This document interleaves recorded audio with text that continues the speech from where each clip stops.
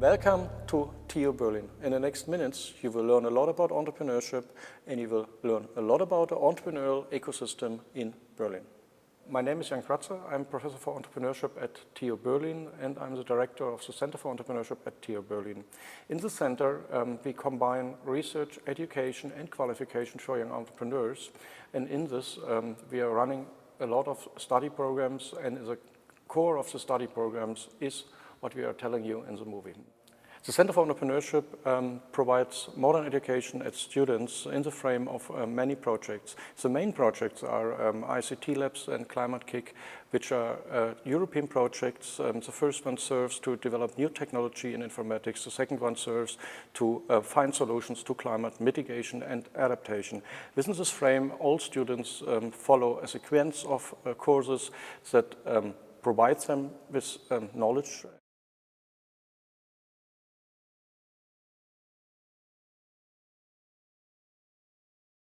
I really believe we need an innovation-friendly environment.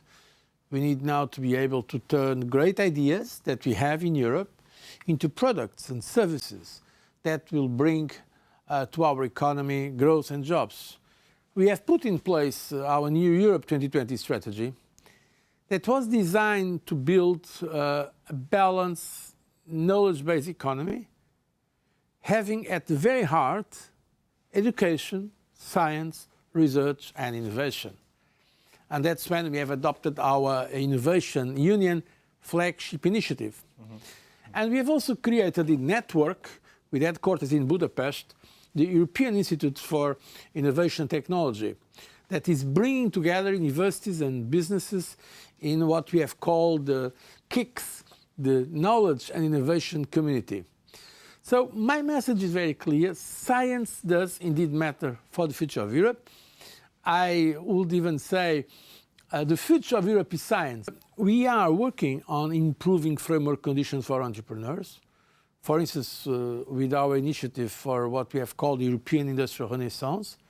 And we want to ensure that innovative ideas and projects can create growth and jobs.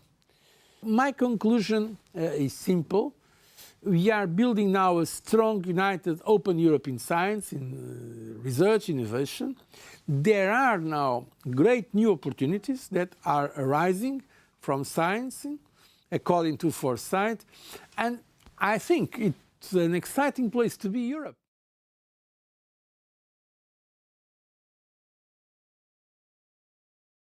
Within our educational program, we offer different subjects to students. One subject, and that's the starting subject, is a basic course where we transport entrepreneurship knowledge, where you will meet entrepreneurs and you will do a small assignment. Other subjects go so far as that you develop a prototype, you write a business plan, and you meet maybe people who give you money for your startup later on. Right next to that, we have a research program. Within this research program, we serve different topics. We serve a topic of green entrepreneurship, we serve a topic of social entrepreneurship, social networks, but we also study ourselves in a realm of education, where we study whether our education really transports knowledge to you.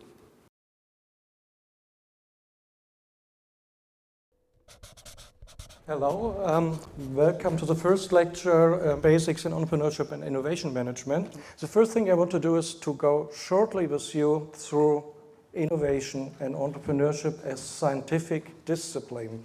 I supervise 70 PhD students doing research in innovation and entrepreneurship and writing a PhD thesis. We see it as practical discipline. What you see here at the Center for Entrepreneurship, which guides you in practical terms when you have an idea to, let's say, start up something, to develop an idea into a product. So there are people which support you with legal advice, with any advice you can imagine, which rooms and which might give you even financial resources. I think most of you didn't hear about innovation entrepreneurship up to now in the study. Does someone have the subjects already or had the subject already somewhere? No. So I was selecting the 10 key issues.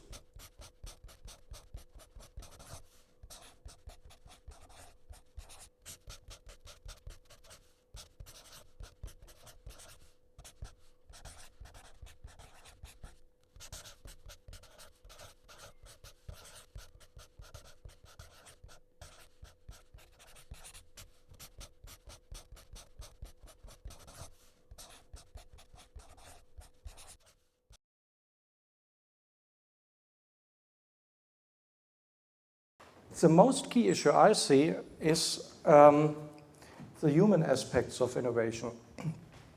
Some people don't know it, but it's for some surprising.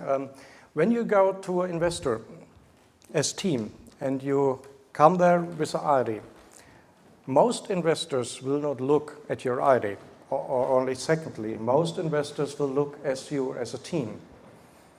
What human capital you bring with you, how do you work as a team, how do you work together, what's your composition of a team, what's your drive of getting this project done. And that are all the human aspects of innovation. And the human aspects are very key and actually lead also to teams.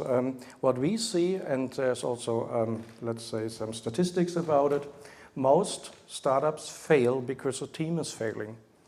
Not because of the market or a customer or the idea or the process. The team is failing. You're going through a very difficult period. You have to invest a lot of time. You have to work together with the people very closely. You have to build up a lot of trust. You will face difficulties. And if you are not able as a team to go through this, what we call valley of death, then you will fail. And that's the most reasons why startups and entrepreneurs fail. And therefore we take those human aspects right in the beginning. And you need the right people around you. You need some real drivers, some champions getting you forward. I mean, you might be very smart as a person, you might have a very smart idea, but if you don't have the right people, the right networks around you, you will not succeed in getting an innovation done. Actually, the social network aspects, also online social networks, is another key issue. Everyone has a social network. You know people online or offline, and you're in a configuration of different people from your school, from your sports club, from whatever you do as hobby. You have your family, you have your friends. If you start up a company, you have some business friends. There are angel networks. Angels are startups who might invest in your startup because they were successful in their startup. That are labeled angels. And you have all these networks, but you have to deal with these networks. And what you often read and hear is you have to network. What does network mean? Does network mean that you have to go to every fair trade, to everywhere, to exchange business cards and get to know as many as possible people? No, it's certainly not networking. Networking means to have at the right time, the right people supporting you, what we actually label social capital. And social capital can be offline or online, and social capital is changing throughout life. Your social networks at school time was different than your social network is now, and it will be different to the social network you will have in 10 years. There are very few people going through your life. So your social network, your support structure is changing. And that's what we are going really into it. Next to human aspects, we are looking at what actually is supporting you as human in this world. What social support media you can use to be successful. Just as a starting entrepreneur, if you have a family and friends background backing you up, maybe with some financial resources, that makes life much easier. If you don't have the support structure, you face more difficulties in attracting investments. Later on, let's say those friends and those family are less important because you can raise money your own way. You have a business network, and then this business network might become more important. So it is actually changing throughout stages of lifetime of your startup in any way in life. There is, tell you the story, there's one website, the Hungarian website, where you can measure the efficiency of your own network.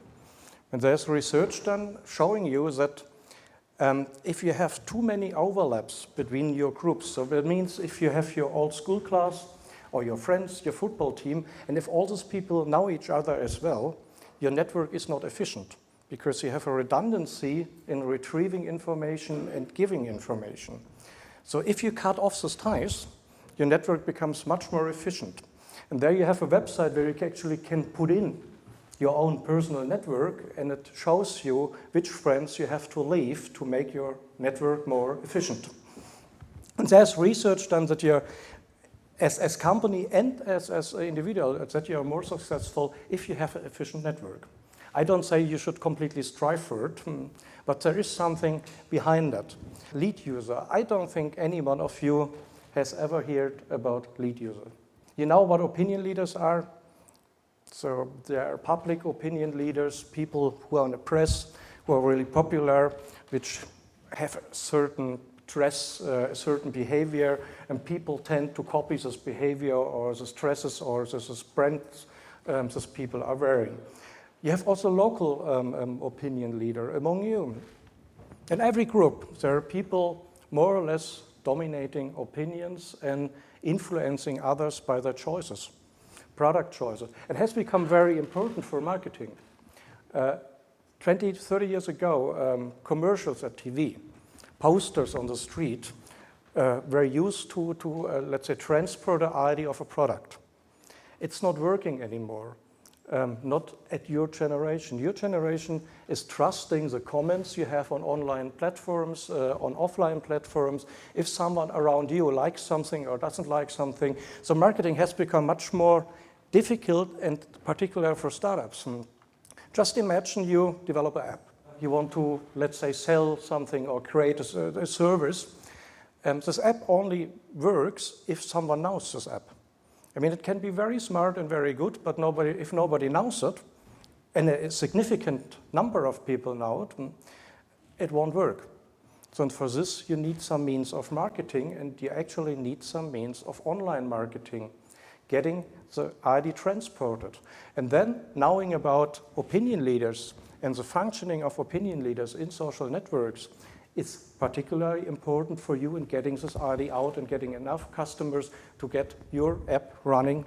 Otherwise, it will fail and disappear.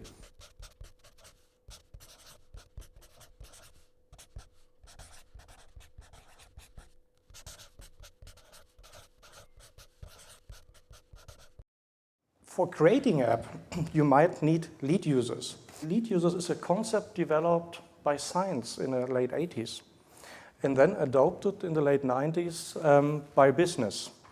Lead users focuses on, there are certain kind of people, and I'm sure that among you, that there are some of these guys to a certain topic. There are certain guys who, for their own use, improve products in a certain way. You have it with mountain biking or kite surfing.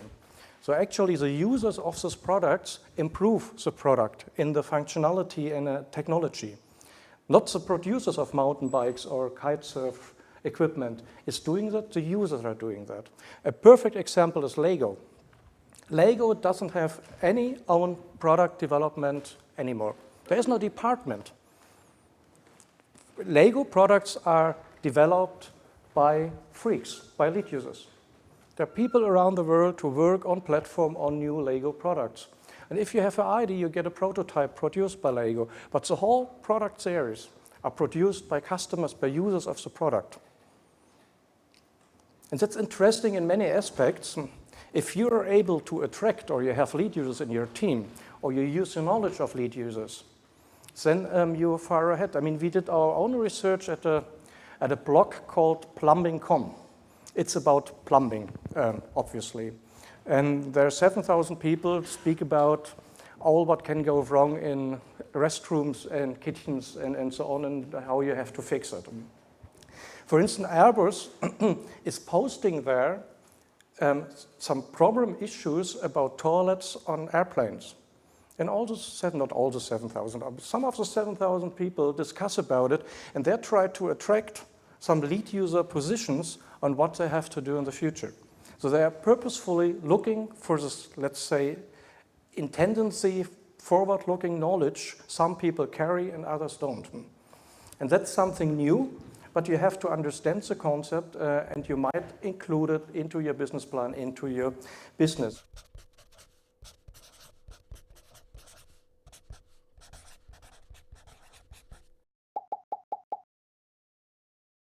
Another important issue is IP management. Just last week, there was a discussion within ICT Labs, and we had a discussion actually, when you do a project, who actually owns the IP of that? In your case, as long as you're students, it's you. If you would be a doctoral student, the whole situation changes. And then it depends on your contractual situation. If you are an employee as me, the situation changes as well. And also based on a contractual situation. So there are many aspects of IP management you have to keep in mind when you start up a company. Sometimes it makes really sense to secure your IP in patents or whatever, let's say, security you can get for it. Sometimes it doesn't make sense. There might be some algorithm you need for some software, which is really hard to apply for a patent anyway. It's much easier to go forward on the market and make marketing and be really fast. So you don't need this patent because you waste too much time for it. It's not worth doing that.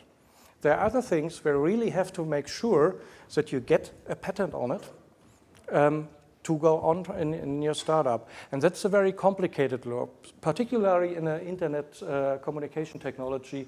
It's really a tricky kind of thing, and you have to know something about it. We will have a lecture about finance, so fundamentals of finance, mainly answering the question, if you need money for something, where do you get the money from? And there are different ways of getting money.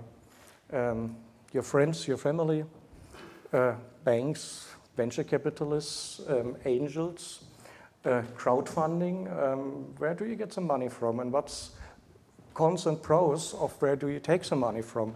What do you have to keep in mind if you run a business? What are the important key factors in finance you have to treat? And what can you outsource as a startup? Let's say you have someone doing the bookkeeping outside. It's fine, but you cannot outsource everything. So you need some knowledge in the company itself. Another issue, bringing a lot of these aspects together, is business modeling. You need to, let's say, draft something which shows me or investors that your business is working. That means that I know your product and what makes your product unique. It can be very new in technology. It can be cheaper.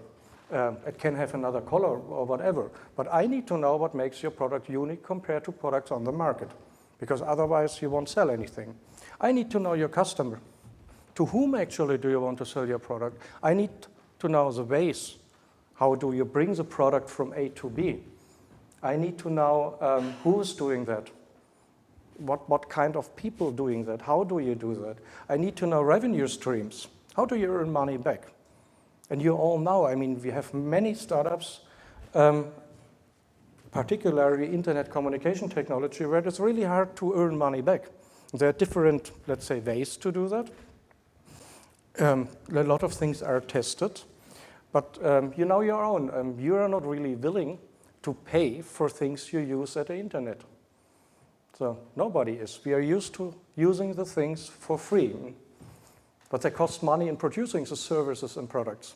So we have to create some revenue streams there which help companies to survive. And that's, let's say, mapped. There's actually an easy system called Canvas where we use 9 aspects, mapping that as a business model. And that's, let's say, integrated model of how your business is running and surviving. Next thing is marketing. How do you do marketing?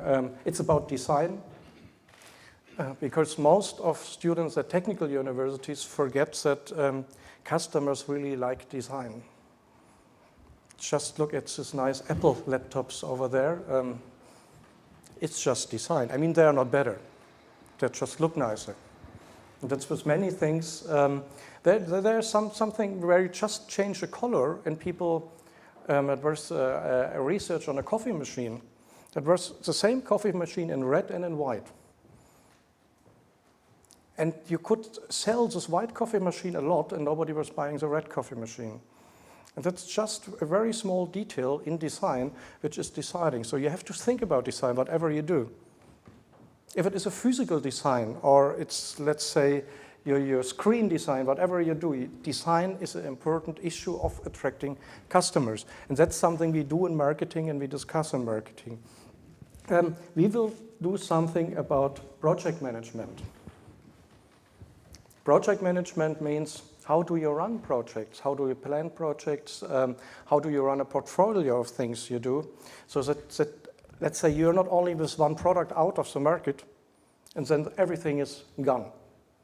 No, you plan a portfolio, a follow-up of products, you plan how to do it, you plan how you actually acquire resources in your own enterprise. You have 5 people, what are those 5 people doing? You learn how to deal with time. You learn how to deal with, let's say, financial resources. You learn here for a bit, in other subjects and for most in electives, much more about developing, let's say, a strategy. Where do you want to go? It's really hard working if you don't know where you stay in 5 years. What do you want? Do you want to have a rapid growth as company? Do you want to, let's say, consolidate as company? Do you want to specialize in a niche? Do you want to go for a broader market? And so on. All these questions you have to answer. And that's part, let's say, the base of a project management to come from A to B. It's not only one project. It's mostly a portfolio of projects you're running within one company, even within a small company.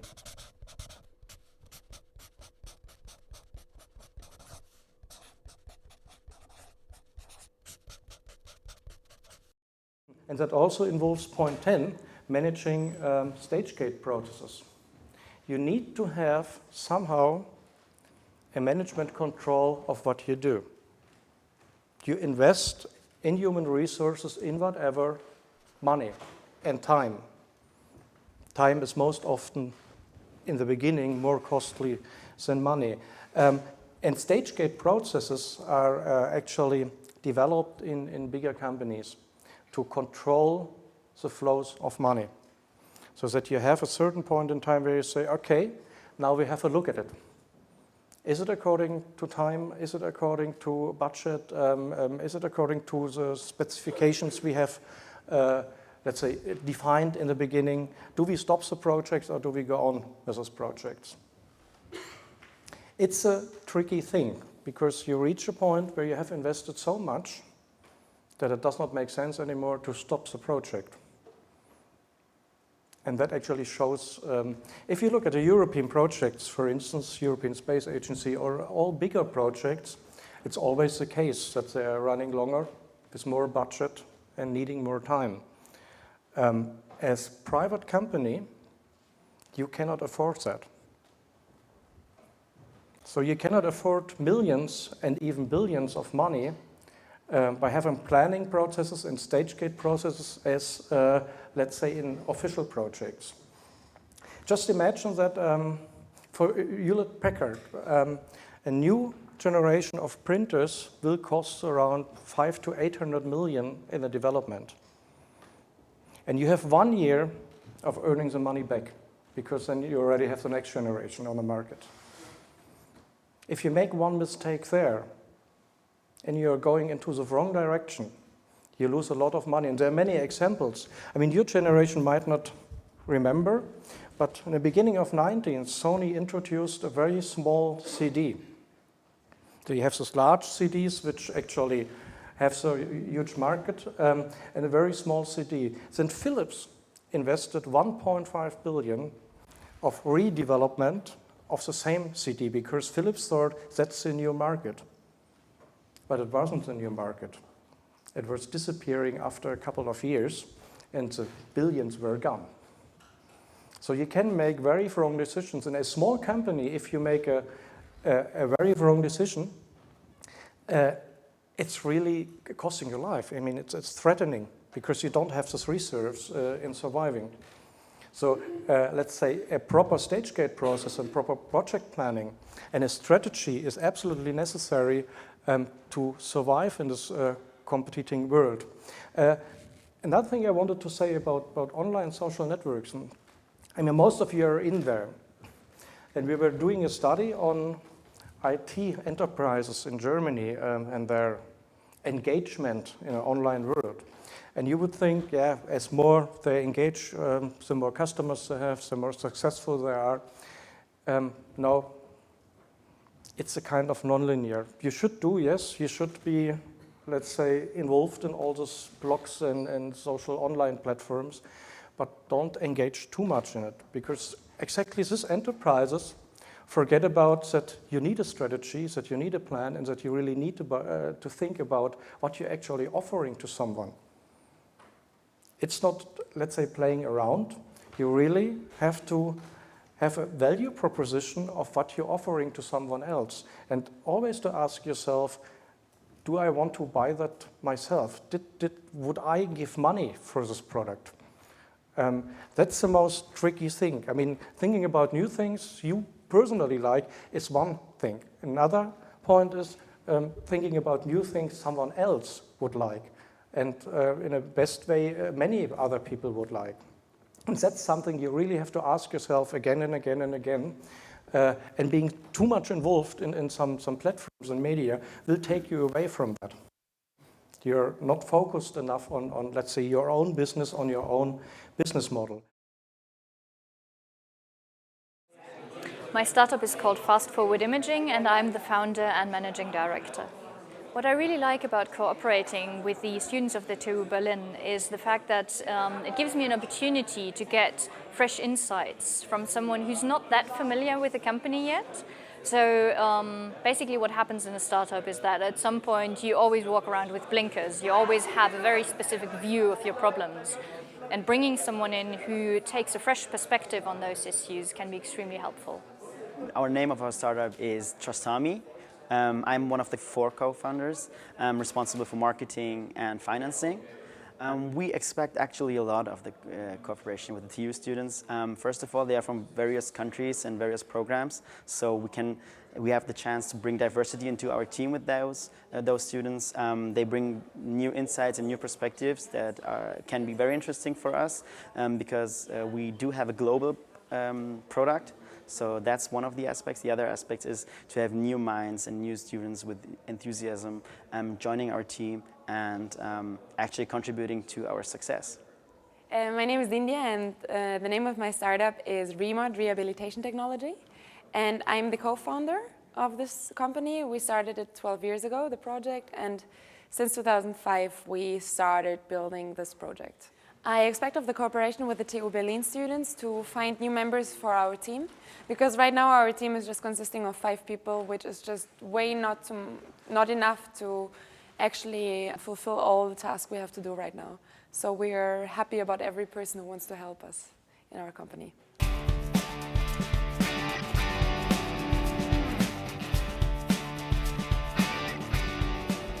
My name is Nina Reinecke, and I'm the local program coordinator for the EIT ICT Labs Master School at TU Berlin. The EIT ICT Labs Master School is one of many action lines that are financed by the EIT ICT Labs as part of the European Institute of Technology and Innovation. And so the Master School is a 2-year master program mainly in the field of computer science with a minor in innovation and entrepreneurship. And the main goal of the EIT ICT Labs Master School is to become the center between research, business, and education. So that's the triangle of EIT ICT Labs, and the Master School basically tries to become the education part of that connection. The EIT ICT Labs Master School offers a master degree in ICT innovation. That is our local title here. It's very distinctive from the other master programs we offer in computer science, since it's very international, and you actually only spend 1 year here, and you spend the other year at one of our partner universities. So it's very mobile and international. Our master program is a 2-year program in which we ask, or actually make the student spend 1 year at one European university and the second year at a university in a different European country. So all of our students are very mobile and at least get to know 2 European countries. Sometimes if they do an internship somewhere else, it's even 3 European countries. So all our students are very active and mobile and know that they have to go somewhere else to finish the program. The purpose of our program is kind of to produce people who are very fluent in IT or who have a lot of knowledge in IT and also have the extra bonus of having knowledge in innovation and entrepreneurship. So they will, at the end of the program, will be able to open their own startups. So they will have the background knowledge in IT that they studied, plus the extra bonus of knowing how to start a business. I think the EIT ICT Labs Master Program can help to produce successful spin-outs out from the research-oriented university part into like real-life companies through the knowledge that the students gain when they take the minor in innovation and entrepreneurship. The most important advice I would give a student is that basically make use of the network you get to achieve through the 2 years of study. So you have contact to professors, you will meet lots of students who will then go somewhere else, and you will meet lots of startup companies. So you can lay the basis for a very creative, useful network for your future, and it would be really a pity if they didn't use that chance. Please don't sit at home and be all by yourself. Go out and use the possibilities that you can gain. My name is Axel Küpper. I'm the coordinator of one of the programs in the EIT ICT Labs Master School. This program is called Distributed Systems and Services, and I'm coordinating this on a European level. And I'm also in charge of the local coordination of the Master School here at TU Berlin. The idea was when the Master School was founded that Europe is very good in creating excellent research results, but suffers from turning these research results into innovation. This was basically the main reason behind EIT ICT Labs. And in order to improve this, a lot of measures have to be taken. And one of them is to improve education. So far we only had a technical-oriented education in Germany and in Europe as well. And the idea is now to bring together entrepreneurship and innovative skills with technical skills, and this was the main idea behind the Master School. Well, we basically have first kind of appearance, so that it feels like a European Silicon Valley here in Berlin. We have, if you count it based on the number of startups created, the third most popular place in the world for innovation, for startup creation, after Silicon Valley, after London. So we have 3 major universities here in Berlin, besides TU Berlin, Freie Universität und Humboldt-Universität. So the skills are here. The problem where Berlin is suffering a lot, and not only Berlin, but Europe in general, is that the venture capital mainly goes to the Silicon Valley. This is one of the major problems, I guess, and we cannot solve it alone. We have to create here a kind of ecosystem so that we become even more attractive for the money. We have an almost ideal situation and a unique selling point here in Berlin, because TU Berlin is participating in the Climate-KIC and in the EIT ICT KIC. And even if the students here participate in a technical major that is ICT related, they met the students from the Climate-KIC in the E&I minor part of the program, and there they collaborate in a very closed fashion, with close contacts with the students from the other KICs. So I could imagine that there is a lot of exchange between the students from the Climate-KIC and the EIT KIC, which is then a good basis for creating ideas for exploiting synergies between both of the programs and much more opportunities. I choose the program because it's like interdisciplinary. We have a technical major, but also an innovation and entrepreneurship. So it's not just technique and like science, hard science. So. The most exciting thing is that group work can be complicated, but also really fun when it works out the chemistry all together. And it's like new thing. Because in university, usually we work a lot alone in France, or like 2 people, so not group work with 5, 6. And this is really challenging, but also really interesting. I chose EIT ICT Labs Master School because I wanted to study in my technical major, which is human-computer interaction, as well as moving around Europe and experiencing different cultures, as well as learning business innovation. I think the most exciting thing I've learned so far is how to start a business from the ground up. I don't already have an idea to start a business, but if I did have one, I would definitely now consider to start up a business because of the experience that I've had on this course. I chose the program because I always want to study a master program, and then I just found this EIT school, and then at the same time it also allowed me to have a lot of exposure and mobility to explore Europe. I think the most exciting thing we have done so far is a course that allow us to really try to do a startup in the real world, just escape the building and do it.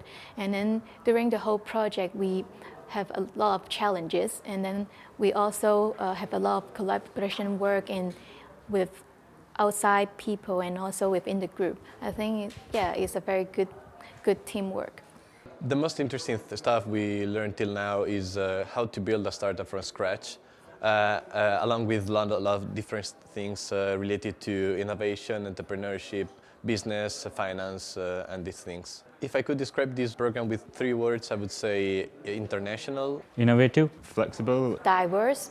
Interesting and fun. full of everything. And the last one, it's not just one word, but it can form the basis for a lifelong network of really useful contacts. Great chances for students which are unique in Europe, if not in the entire world.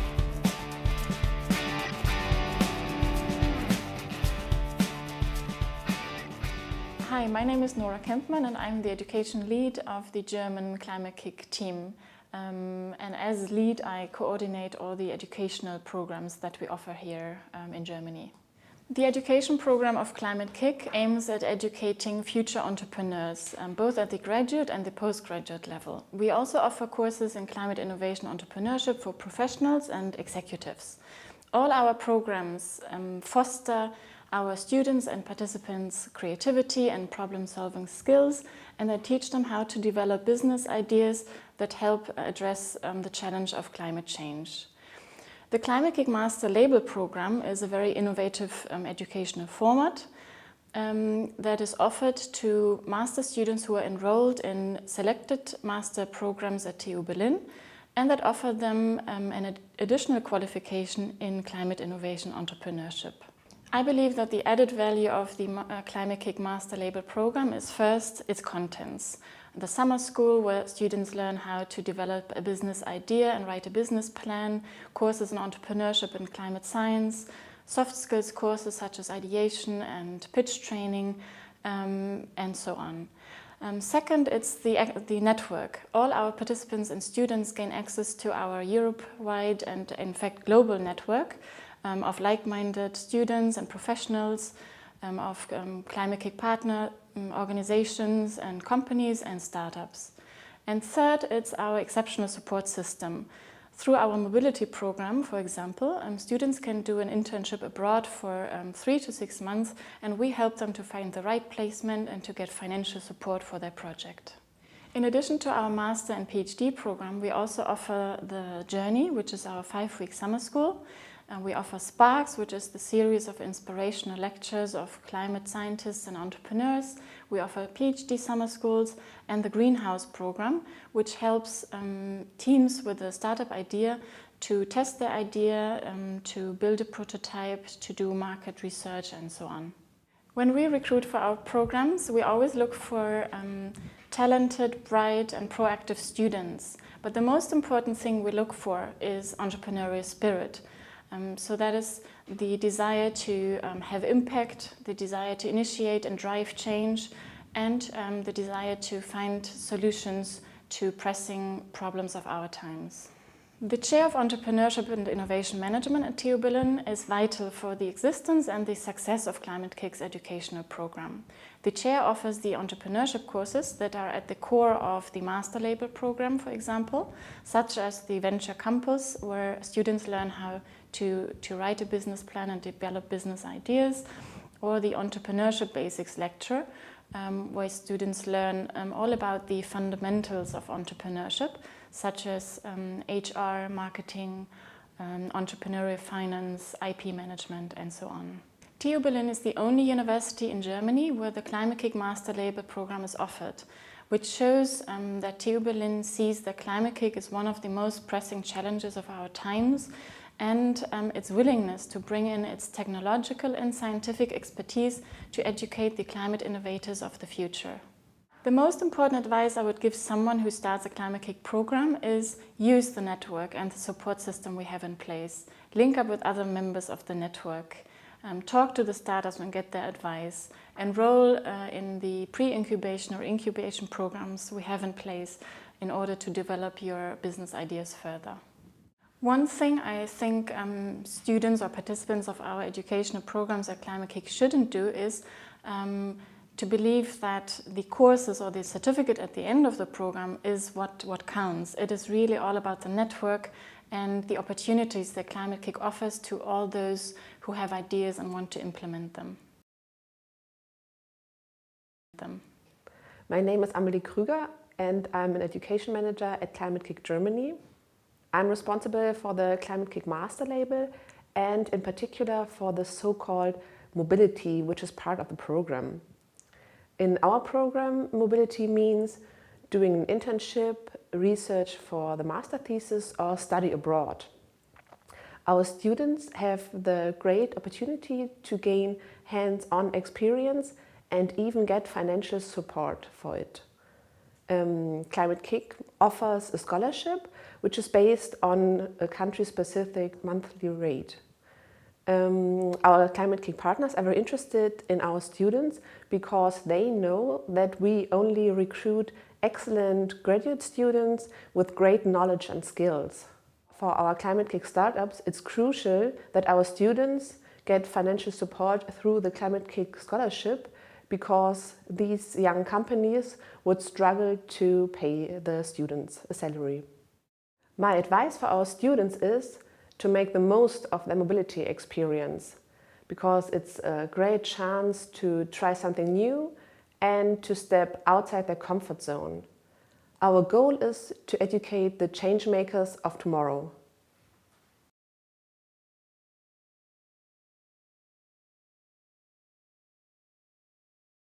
So the focus of the journey is to bring together students from various different subjects and disciplines and to get them through a process of learning by doing, to learn about, on the one hand, entrepreneurship, on the other hand, climate change science and climate change policy, so that if they have a business idea or a startup idea, they have the tools in the future to continue with that and to build up a hopefully successful startup.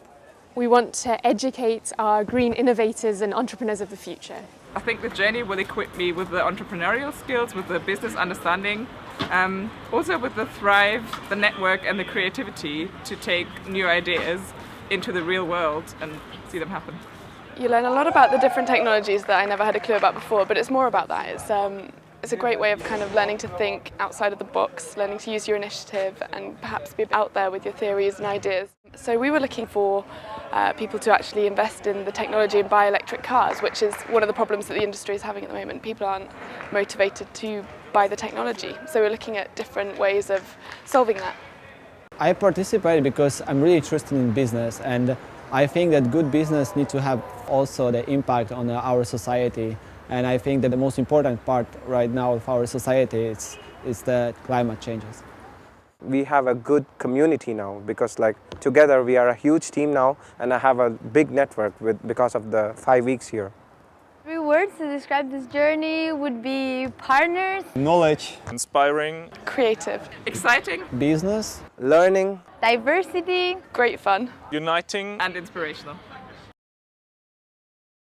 The goal of the PhD Summer School is to bring together PhD students from around the world with our Climate-KIC thematic platform members, like the Sustainable City Systems platform, in order to find innovative solutions on real-life projects and to create a systematic approach on innovation to implement these solutions on a regional scale and in a second step on a global scale. The reason why I'm here is I wanted to learn about how to implement and bring the new and innovative and energy efficient solution into the market. So that's my main interest, and it actually has been a very good experience so far because I met so many people with so many different backgrounds and I learned a lot from them, architects, business people. So it's been a very exciting journey. The task we give to our students is go out into the district of West Moabit. You have 4 technologies. Explain these technologies to people you meet there and check out if these technologies can actually solve an immediate need, an immediate problem that these potential customers have. We just had the opportunity to visit one of the biggest companies of the world where we presented our green ideas. And I think Climate-KIC is an opportunity to teach me a lot about business innovation, green ideas, and how can we implement them, how can these innovations come true. It's easy to come up with ideas, everybody can do this, but that's not innovation. Innovation also is about how these ideas are implemented in the market. And this is actually surprisingly hard to do. So the main task in the summer school was to learn how we can actually find out what customer needs are and how we check whether our solution is attractive to these people. But this is only possible if we really engage with the stakeholders, if we really engage with the customers and ask them. 3 words to describe the summer school. Well, different, because I never experienced a setting that wide open, and fun, and also challenging.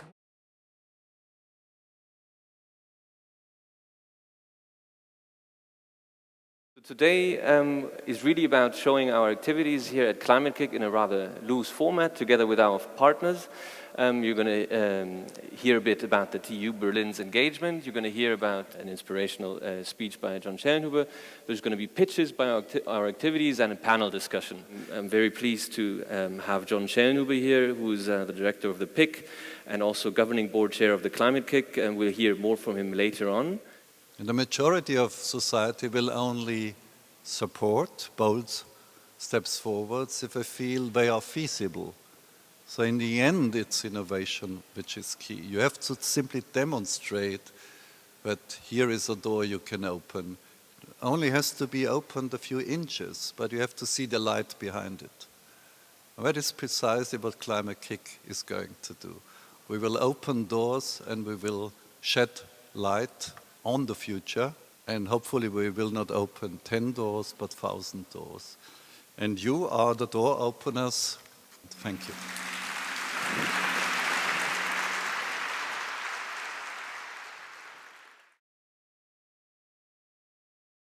Hi, my name is Maura, and I'm leading the Accelerator in Germany of Climate-KIC. In our Accelerator, first of all, we give our startups funding. But on top of that, we also give them an office space and also very helpful a network where they can really meet new investors, meet people who are on the same stage like them, and even meet new customers. On top of that, we want to help the startups with their problems where they are at the moment when they are in our Accelerator. That's why we offer a one-to-one mentorship to them. So we invite experts from their field and ask them to share their knowledge with them. Additionally, we have group trainings where all the startups come together and we give them lectures, workshops on very important topics like marketing or legal issues, and also we give them a pitch training so they know really how to pitch to investors. We focus on startups within climate impact. So it doesn't matter if you work on an aquaponic system or you develop a smartphone app, as long as you have a climate impact, we are very interested in your team. Well, our startup is about food production. We have an aquaponic farm system in which we produce fish and vegetables in a very resource-efficient way. And our business model is that we sell these farm systems and that we build up a franchise of ECF farms.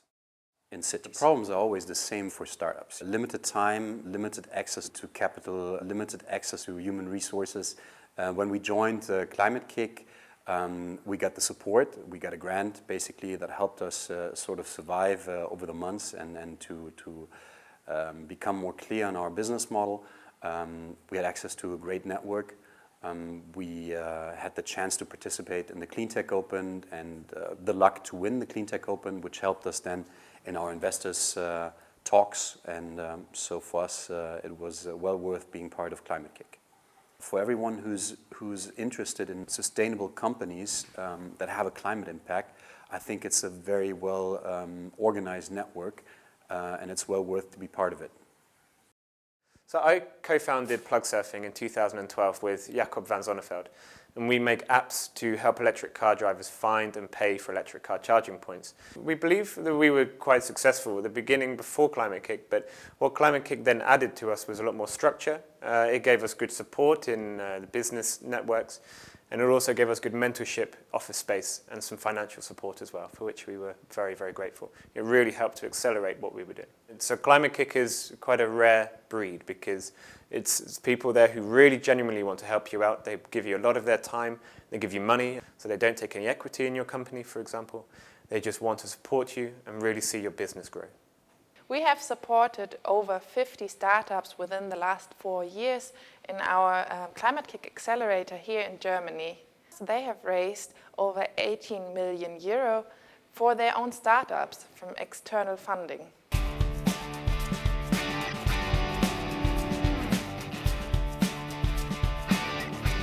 My name is Agnes von Matuschka. I'm heading the Center for Entrepreneurship together with Professor Jan Kratzer at TU Berlin. Our goal is it to make the university an entrepreneurial university, to help students learn about entrepreneurship and startups to form their enterprises.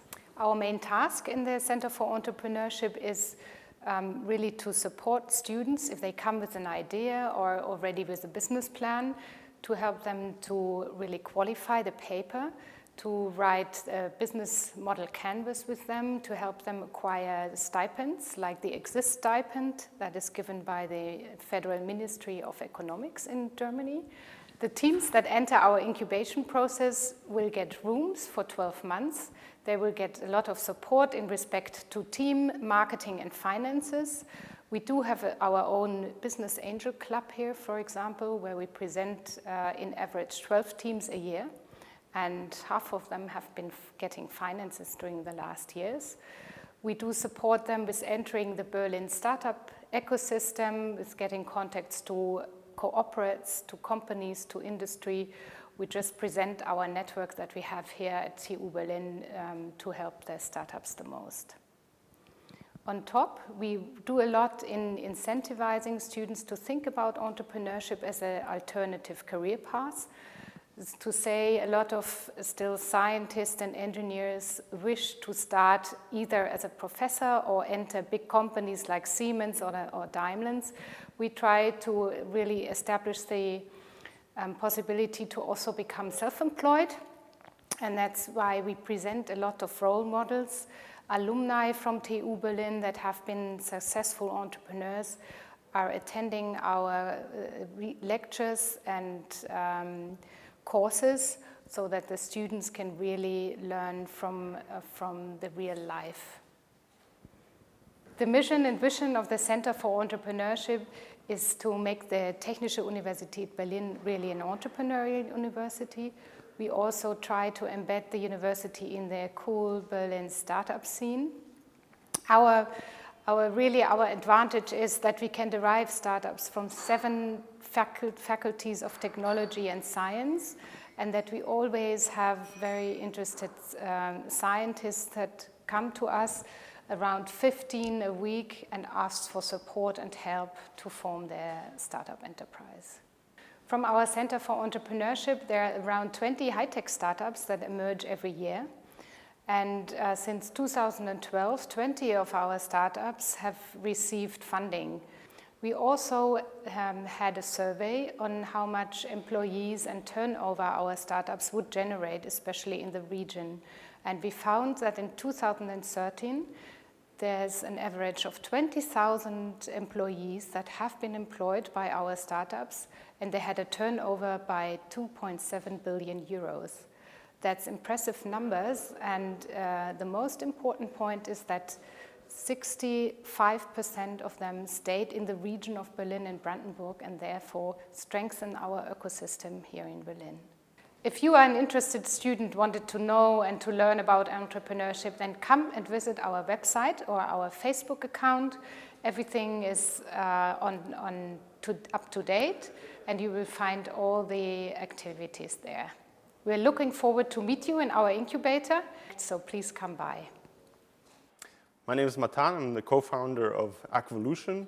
We do water treatment, and we're not just out there trying to make the world a better place. We also want to save the world, and our technology enables us to treat water with up to 70% less CO2 emissions.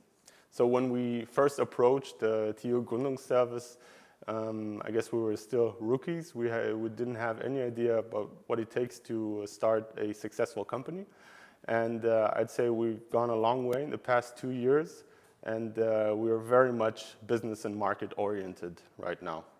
Our greatest success so far was getting financed by a venture capital company, HUGF, which financed us earlier this year with 500,000 euros.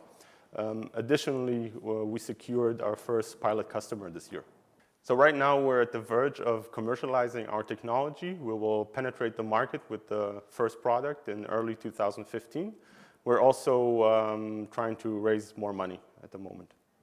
The TU Berlin Gründungsservice was extremely helpful in our development. So actually the first step was just approaching them with the idea and asking them for guidance and help. And they were very eager to help us with not only coaching and advice, but they also helped us getting finance in the beginning and also getting some rooms here at the university. I couldn't imagine doing it without them. So my best advice to young students who are thinking about starting their own company is to get as much information as possible, talk to as many people as possible, and come to the TU Gründungsservice to get some first advice. That's what they're here for.